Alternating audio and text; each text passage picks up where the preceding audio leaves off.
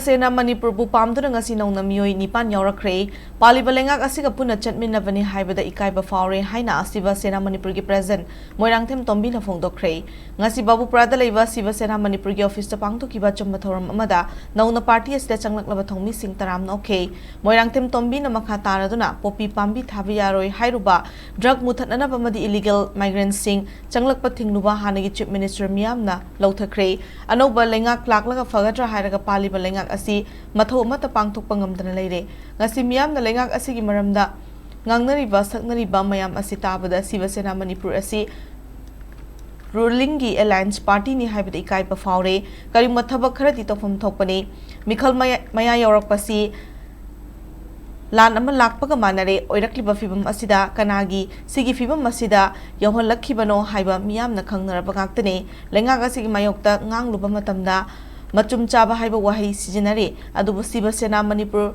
document chatpa party amane machum chaba haiba wafam asi kudam changdam leirabadi puthok pirau khudakta pairiba fam asidagi resign tawge haina tombina singnake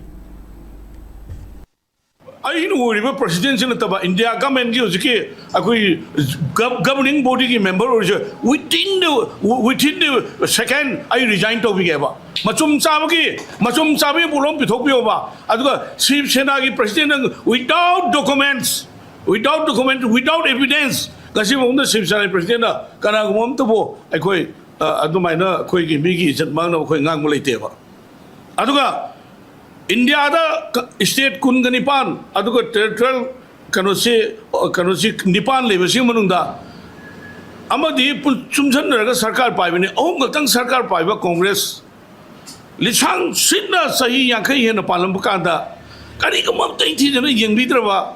Adudagi tokiba akoigi isha inausing asawudi tokiba. Masigi poche Congress na po mapot nataneba.